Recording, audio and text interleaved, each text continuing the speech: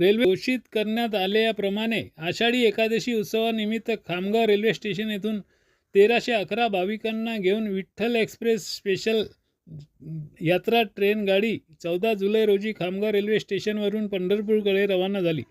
रेल्वेला या कारणाने मिळाले 7,05,415 रुपयाचे उत्पन्न. खासदार आमदार यांच्या प्रतिनिधींनी तसेच माजी आमदार यांनी विठ्ठल दर्शन एक्सप्रेसला दाखविली हिरवी झेंडी. हिरवी झेंडी दाखविल्यानंतर विठ्ठल दर्शन एक्सप्रेस पंढरपूरसाठी रवाना. विठ्ठल भक्त, विठ्ठल, जय हरी विठ्ठल, जय हरी विठ्ठल इत्यादी भजन व जयघोषासह तसेच ढोल ताशांच्या गजरात विठ्ठल एक्सप्रेस रेल्वे गाडीने खामगाव रेल्वे स्थानकावर विठ्ठल भक्ताकडून जोरदार स्वागत करण्यात आले.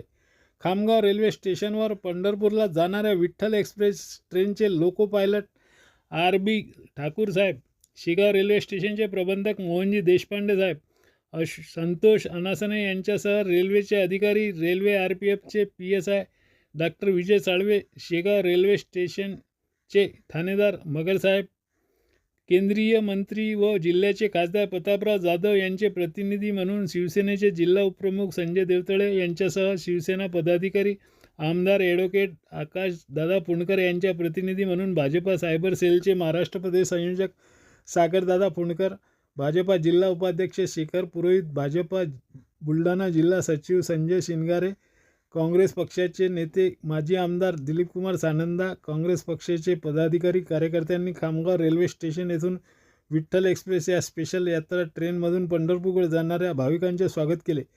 केंद्रीय मंत्री प्रतापराव जाधव, आमदार ॲडव्होकेट आकाश पुणकर यांच्या वतीने त्यांचे प्रतिनिधी व माजी आमदार दिलीप सानंदा यांच्याकडून यात्रा स्पेशल विठ्ठल एक्सप्रेस ट्रेनला हिरवी झेंडी दाखविल्यानंतर ट्रेन पंढरपूरकडे रवाना झाली. यावेळी उपस्थित भाविकांनी जय हरी विठ्ठल, जय गजानन महाराज की जय, विठ्ठल रुक्माई की जय, जय जय श्रीराम इत्यादी घोषणा देऊन संपूर्ण रेल्वे स्टेशन परिसर दणाणून सोडले होते. भाविक भक्तांना निरोप देण्यासाठी यावेळी मोठ्या संख्येने विविध सामाजिक राजकीय क्षेत्रातील कार्यकर्ते मंडळी, विठ्ठल भक्त मंडळी, पत्रकार बांधव मोठ्या संख्येने उपस्थित होते.